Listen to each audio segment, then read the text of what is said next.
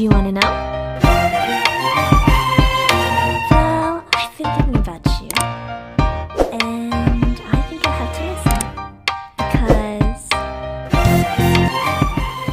Perkenalkan, nama saya Nurjana Sumaya Mewar, guru bimbingan dan konseling di MTS Negeri Ambon. Pada video kali ini, saya akan menyampaikan materi saya, yaitu tentang bullying in school. Sebelum saya sampai ke inti materi, saya akan memperkenalkan dulu atau menjelaskan apa itu bullying. Mungkin kata bullying sudah tidak asing lagi di telinga Anda sekalian. Bullying sendiri artinya penindasan kepada yang lemah. Yang akan saya bahas di video kali ini adalah tentang bullying in school. Saya akan membacakan definisi menurut Wikipedia tentang bullying in school itu sendiri atau penindasan di sekolah. Oke, menurut Wikipedia, bullying in school atau penindasan di sekolah adalah jenis penindasan yang terjadi sehubungan dengan pendidikan yang berulang, paling terjadi dan seringkali selama periode waktu yang panjang dan menyebabkan kerusakan permanen pada korban. Penindasan dapat dilakukan secara fisik, verbal, dan emosional. Untuk bullying sudah terbagi menjadi 3, yaitu bullying verbal, fisik, dan emosional. Bullying verbal sendiri yaitu dengan pengucapan contohnya di kehidupan sehari-hari yang pasti Anda temui di lingkungan Anda, atau Anda juga pernah menjadi pelaku, secara tidak langsung menjadi pelaku bullying verbal itu sendiri, yaitu dengan mengucapkan kata-kata yang termasuk dalam bullying, seperti penghinaan fisik atau termasuk dalam body shaming. Nah, penghinaan fisik sendiri adalah contohnya seperti ketika kita melihat tubuh orang lain yang kecil maupun agak besar, dengan langsung memberikan statement bahwa oke, dia ini bertubuh gemuk, dia ini bertubuh kurus. Mungkin bagi orang lain yang tidak memasuki keperasaan atau memasuki kata itu di dalam hati, maka itu menjadi kata-kata yang biasa. Tapi bagi orang yang mudah tersinggung, mudah depresi, akan menganggap kata-kata itu adalah sebuah cambukan, sebuah keterpurukan buat dia. Maka itu sudah masuk kategori pembulian secara verbal.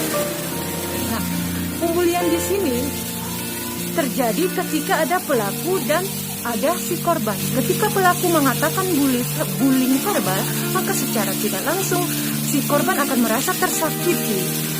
Dan bisa saja dari sakit hati yang dia rasakan ketika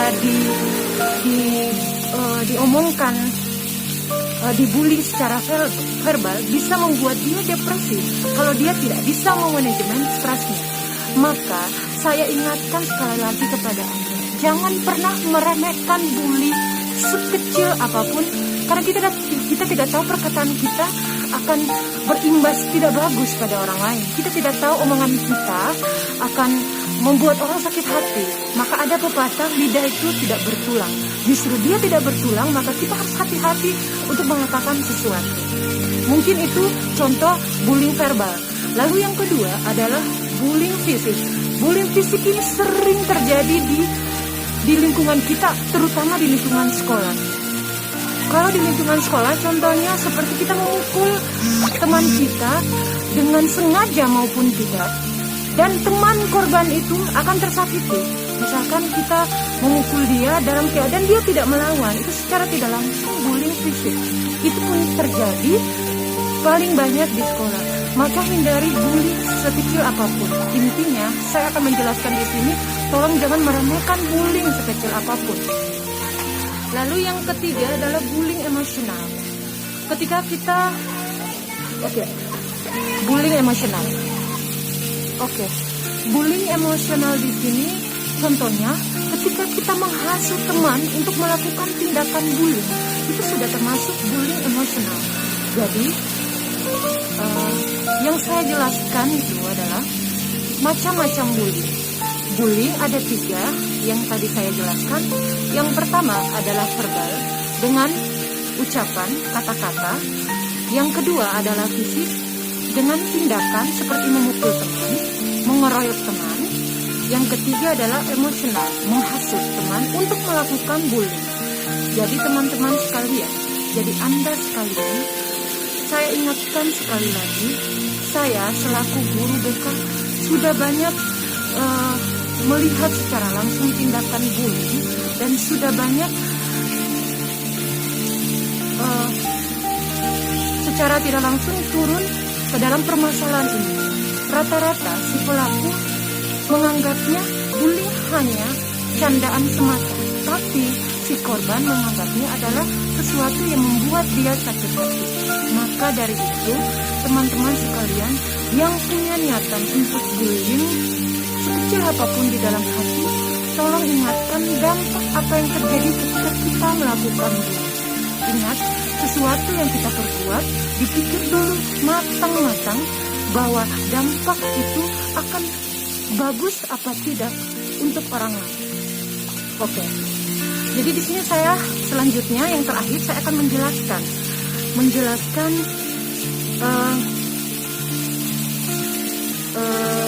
cara mencegah bullying terjadi di sekolah, yaitu ketika kita mempunyai teman yang cenderung akan melakukan bullying di sekolah, maka kita selaku teman setidaknya sebagai teman mengingatkan bahwa tindakan bullying itu tidak baik dari diri kita sendiri.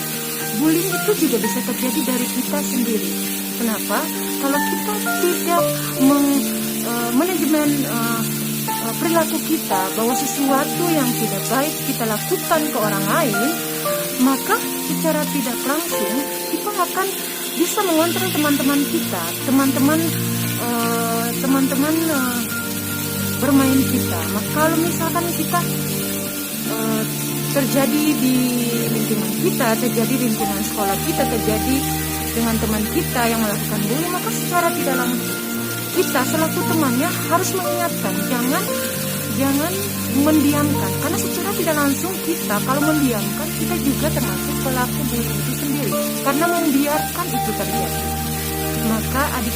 Maka teman-temanku sekalian, anak-anakku sekalian, mohon bullying itu jangan dianggap remeh, karena sesuatu masalah yang dianggap remeh akan menjadi sebuah masalah yang besar ketika kita mendiamkannya saja.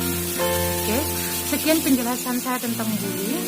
Lebih dan kurangnya mohon maaf. Kalau ada yang mau ditanyakan, silakan langsung bertanya di via komentar. Jangan lupa like, subscribe. Sekian materi yang bisa saya sampaikan, semoga bermanfaat untuk Anda sekalian, terutama kepada murid-murid yang menonton YouTube saya.